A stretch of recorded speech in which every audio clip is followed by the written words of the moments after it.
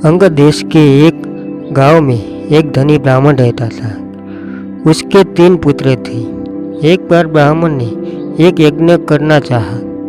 उसके लिए एक कछुए की जरूरत हुई।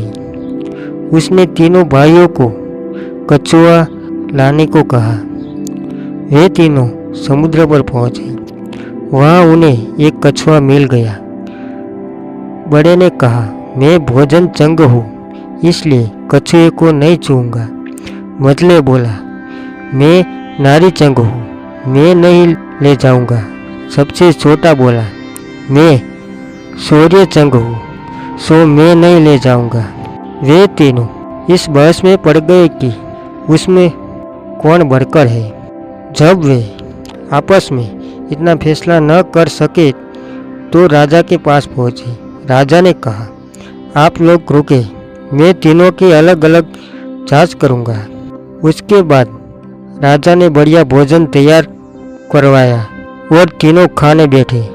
सबसे बड़े ने कहा, मैं खाना नहीं खाऊंगा, इसमें मुर्द का गंध आती है।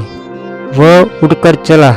राजा ने पता लगाया तो मालूम हुआ कि वह भोजन शमशान के पास के खेत का बना हुआ था। राजा ने कहा, तुम सचमुच भोजन चंग हो, तुम्हें भोजन की पहचान है। रात के समय राजा ने एक सुंदर वेश्या को मझले भाई के पास भेजा। जो ही वहां पहुंची कि मझले भाई ने कहा, इसे हटाओ यहाँ से, इसके शरीर से बकरे का दूध की गंध आती है।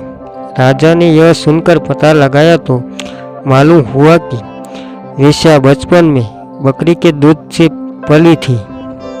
राजा को बड़ी खुशी हुई और बोला, तुम सचमुच नारी चंग हो।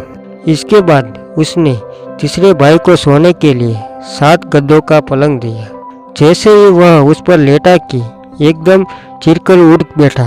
लोगों ने देखा उसकी पीठ पर एक लाल रेखा खींची थी। राजा को खबर मिली तो उसने बिछोने को दिखाया। 7 गद्दों के नीचे से उसने एक बाल निकाला।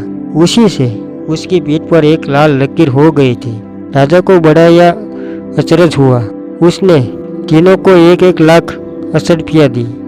वे तीनों कछुए को ले जाना भूल गए और आनंद से रहने लगे। इतना कहकर बेताल बोला, हे राजा, तुम बताओ इन तीनों में से बढ़कर कौन है। राजा ने कहा, मेरे विचार से सबसे बढ़िया शौर्य चंग था, क्योंकि उसकी पीठ पर बाल का निशान दिखाई दिया और ढूंढने पर बिस्तर में बाल पाया। बाकी 2 के बारे में यह कहा जा सकता है कि उसने किसी से पूछकर जान लिया होगा। इतना सुनते ही बेताल फिर पेट पर जा लटका। राजा लौटकर वहां गया और उसको लेकर लौटा। उसने यह कहानी कही।